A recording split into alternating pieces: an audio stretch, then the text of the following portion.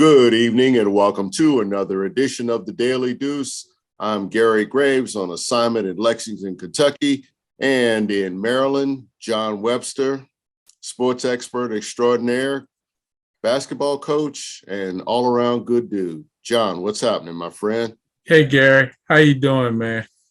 Hey, hanging in there, man. Just a busy Monday over here in Eastern Kentucky.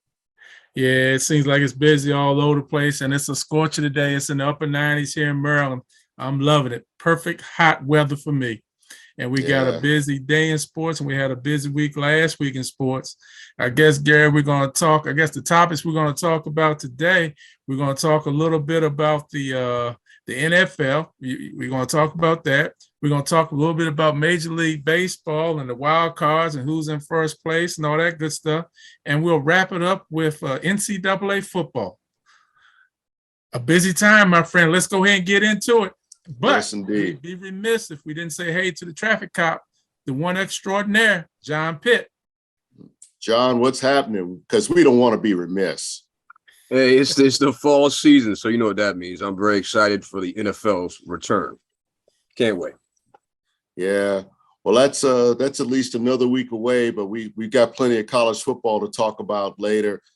Obviously, though, it's still preseason in many of our minds. It just concluded yesterday. Saw a couple of games, and I think my first question coming out of preseason is, what do we make of John's Dallas Cowboys and their chances? I mean, they've lost a key lineman, and that's, I think, very, very critical to the success of Dak Prescott.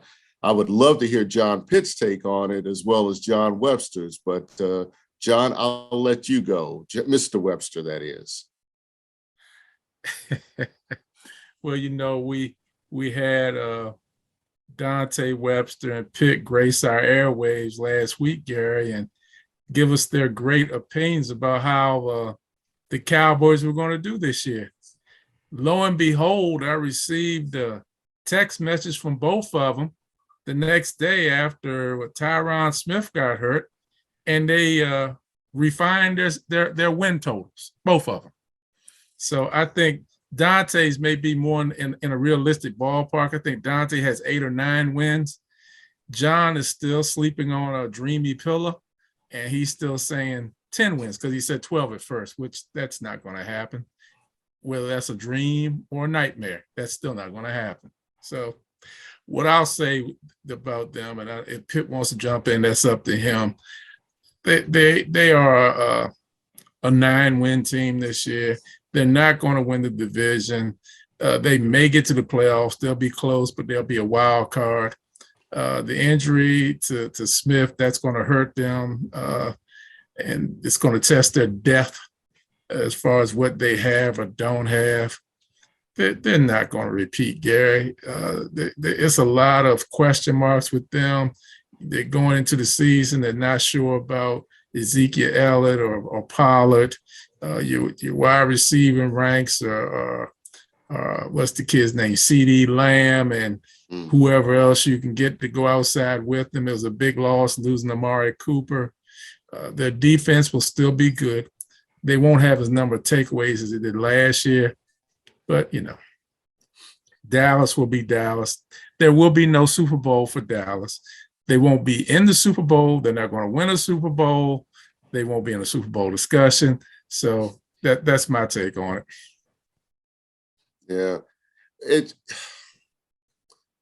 Okay. I think when it comes to Dallas, you just never know what you're going to get.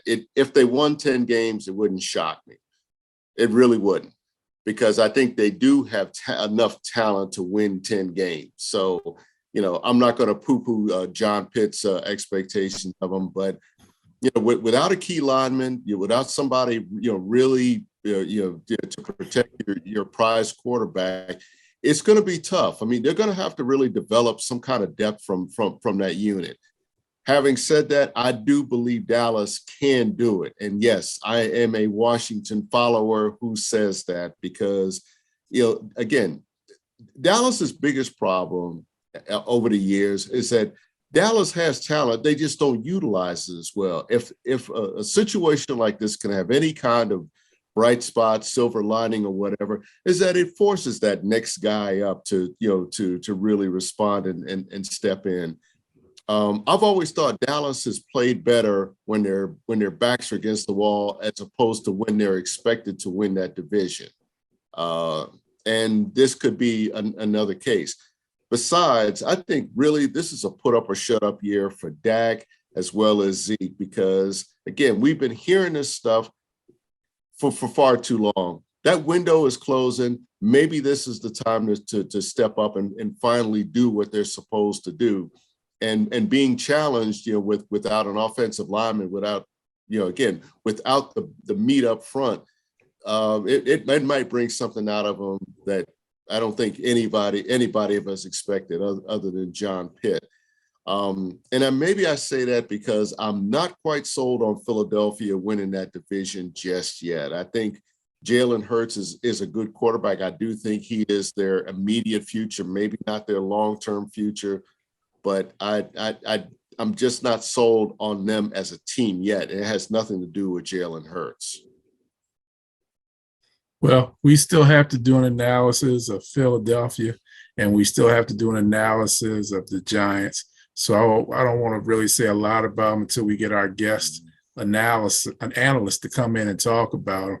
But I'll just leave you with two things on Dallas, and then maybe we can look at the rest of the NFL. One, there has not been a repeat winner in the NFC East for the last 20 years. That's the first thing I'll say. The second thing I'll say is Dallas, it is important for Dallas and the stability of that organization to start the season off 2-0. They start off with Tampa Bay and Cincinnati. They are not starting off 2-0. You will start hearing clamorings for Mike McCarthy's job. I don't even know if they'll start 1-1, and 1-1 will not be good enough, Gary. Hear what I'm saying, Gary Graves. They have to start off 2-0, and they will not start off 2-0. That's pretty bold, and it's very realistic. Here in the Midwest with Cincinnati, there are concerns about Joe Burrow's health because he had the emergency appendectomy and whether he's going to be fully recovered in time. I mean, probably again, I think it depends on how, I don't want to say dumbed down, but how much they put on his plate physically. And of course, with Joe Burrow, it's always a matter of whether they can protect him, because this guy goes down a lot. I mean, he goes down more than the stock market sometimes, but again, I think after what they did last year, in spite of all that, he's got to be better this year. The team that really kind of intrigued me, I watched them yesterday, the Pittsburgh Steelers playing against Detroit. And with Mitch Trubisky, there was a series. They were up 9-0 late in the first half. I think they had like about a minute and a half left. And Trubisky comes back out on the field. And there was a question. It's like, okay, you're about to go into halftime. You got 3 field goals out of the offense, and you got them back in there before the half. And my thought is like, this is one of those situations where it's iffy in terms of, this is when guys get hurt, and I always get kind of nervous, but they were saying it's like, they might have put him back in there to see if he can get a touchdown out of this possession. And he did. He moved that team something like 75 yards in like 5 plays with like 3 really pinpoint passes. Now, I'm not saying he's going to be, the next Ben Roethlisberger by any stretch, but I thought that was an impressive drive to really show how this offense feels about him, how it clicks with him. And any reports about the demise of the Pittsburgh Steelers for this year, I believe might be premature, because Pittsburgh is Pittsburgh, no matter who's playing quarterback back there. And I thought that was kind of an encouraging thing for that offense that they really, really needed, no matter whether they were playing against Detroit second teamers or not. Hey, let me tell you this. Mike Tomlin is an excellent coach. He always has, and he always will be. They're going to find a way to get it done, and they're going to bounce back from last year. Even though they had a rough season last year, count the number of times they were blown out, Gary. It didn't happen. They were in every game, and they're going to be ready this year. He is going to take Mitchell Trubisky, who is a journeyman quarterback at best. And even though he hasn't been on a lot, but serviceable. I think that's the word I'm looking for, serviceable, because journeyman means he's been somewhere. He hasn't been anywhere but one or two teams. He's serviceable. Mm-hmm.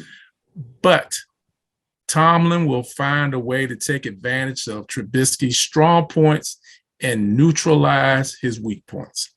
And he will make it work for the Steelers.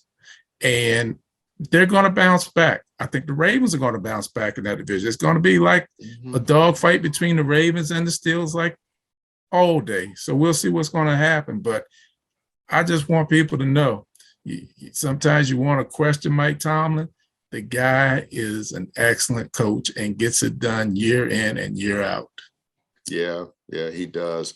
One last thing before we move on to baseball. Let's talk about the AFC West, which, I mean, is just stocked with quarterbacks. That might be the best division in football. A quick pick, John, who you think might win that division among all those good quarterbacks? Until you knock them off the throne, it's the Kansas City Chiefs. To be the champion, you have to beat the champions. In the words of Ric Flair. Woo! Hey, I can't say it any better than that, John. Major League Baseball. As we enter the final month of the season, pennant races actually in essence are in effect now. In the American League East, the Yankees are playing better, but they still look a little iffy. I mean, what was once a 15-game lead is now like around 9 or 10 games. Tampa Bay is gaining on them, but it's more about how the Yankees are playing.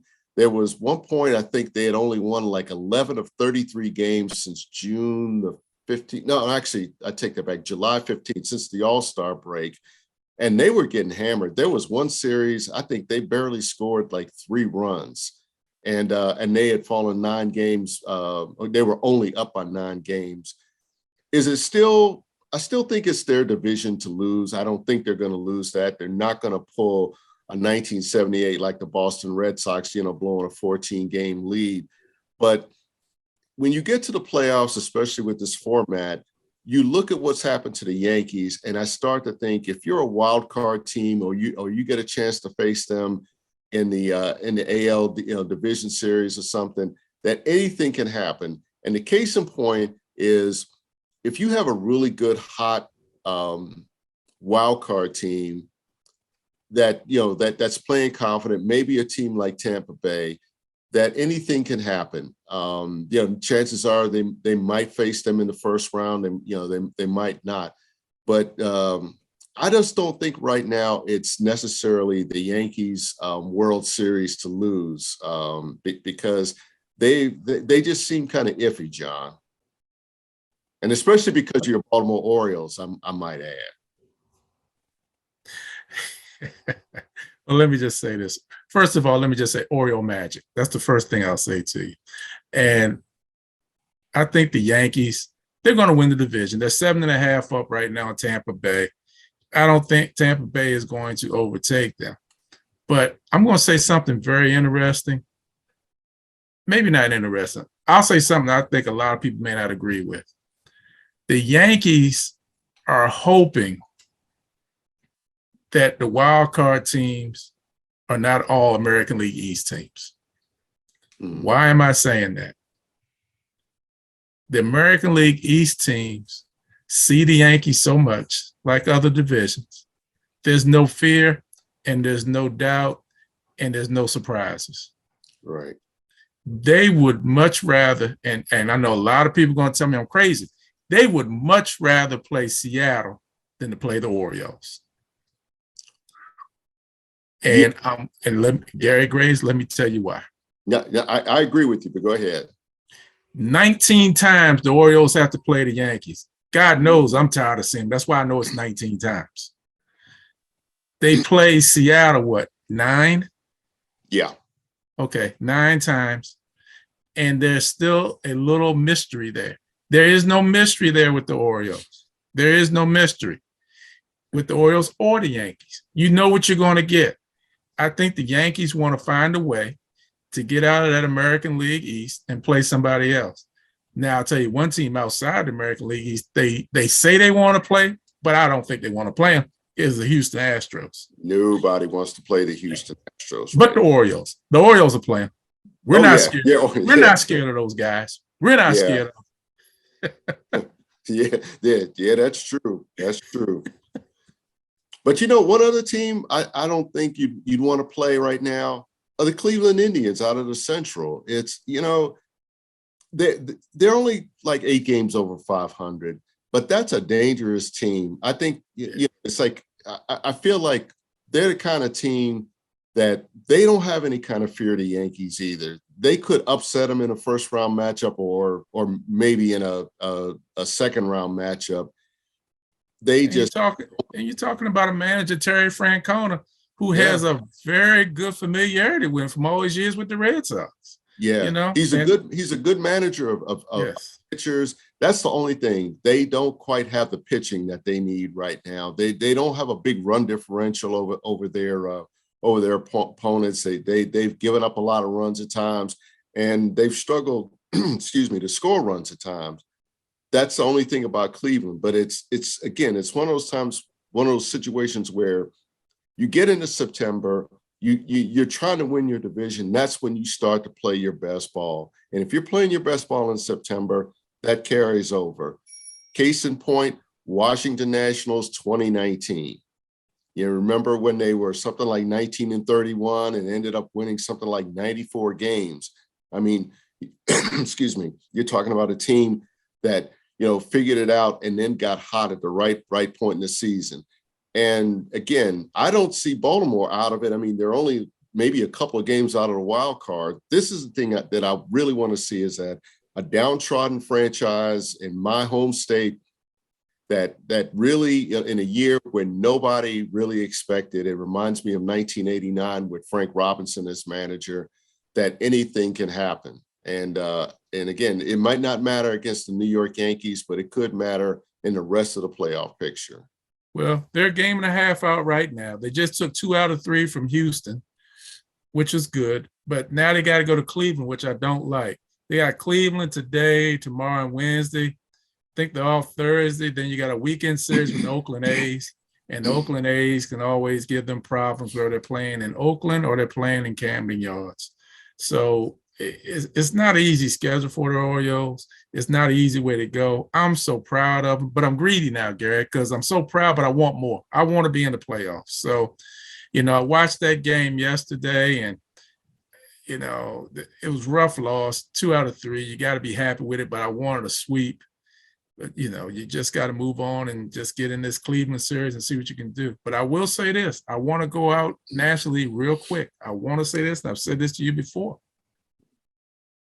The San Diego Padres will not make the playoffs. They will do the same thing this year that they did last year.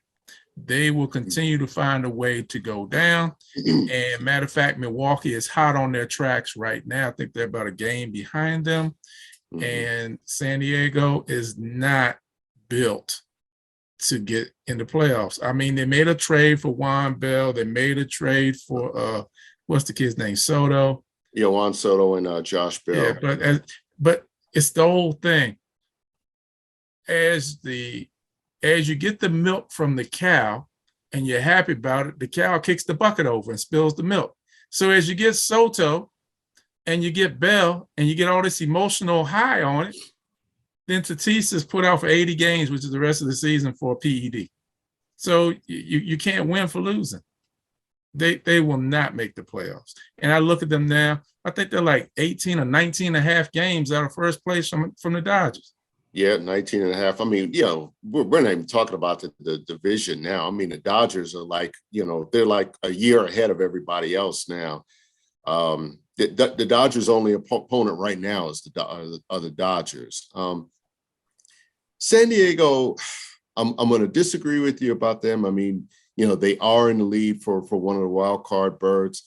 You just never know what you're going to get out of some of the other teams out of the NL East.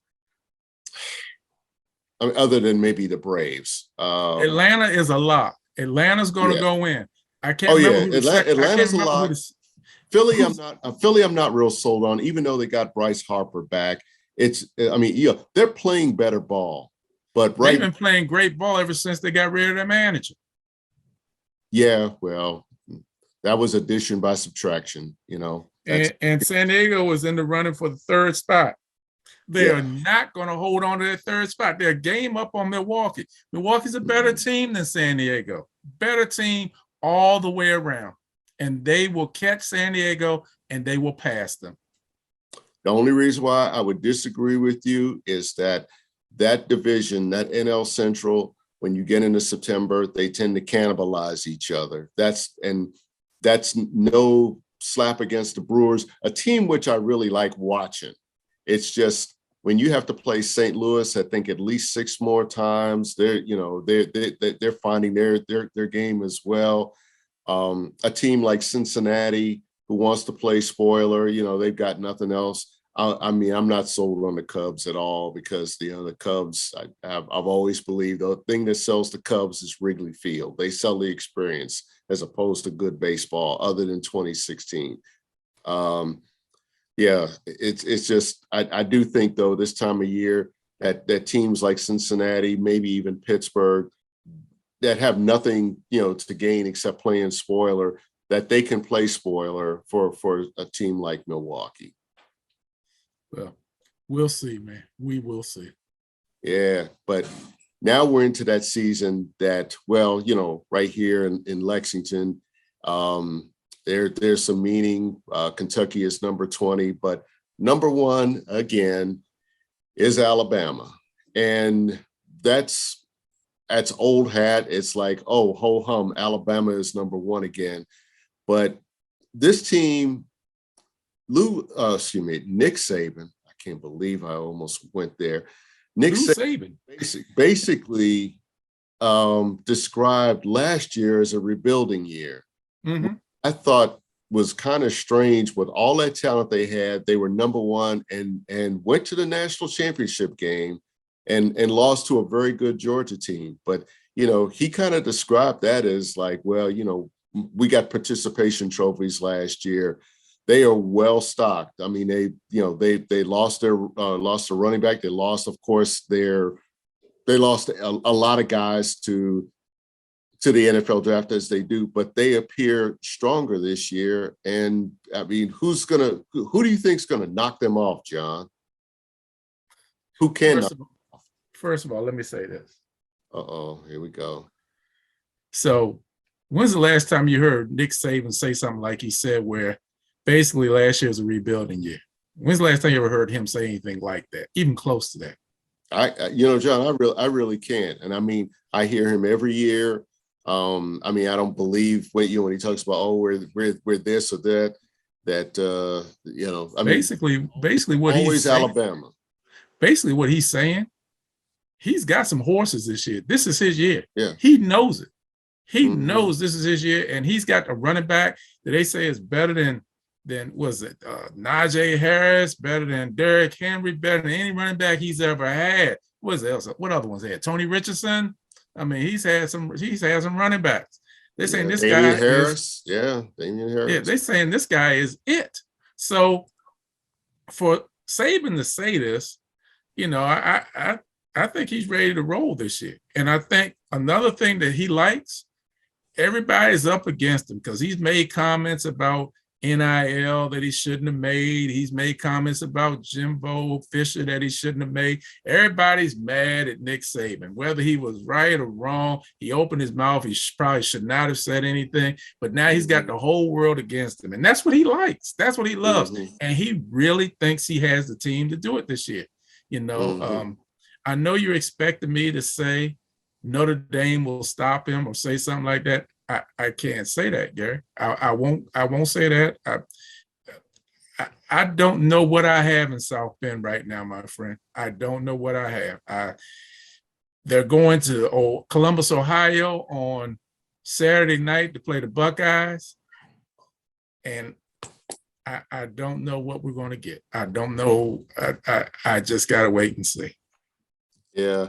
Well, by the same token, honestly, I don't know what my Buckeyes are going to have. I mean, I know that they're going to be good, but it's, yeah, again, going up against Notre Dame first game of the season. That's games like this. I always feel like while Ohio State should be ready for those, that they're kind of trap games for them because they feel like they should win, but then they're capable of going out there and underachieving. I think about that Oregon game last year where they lost at home. Where I mean that was like a pinball machine watching them go up and down the field. As great as some of these marquee matchups are on the opening weekend, I think they can be trap games for the favorites. They might not be indicative of how strong a team is or how whether they're weak. I don't think Notre Dame has anything to really worry about in the long run, because with that schedule, they're going to play that schedule. They're going to be in contention.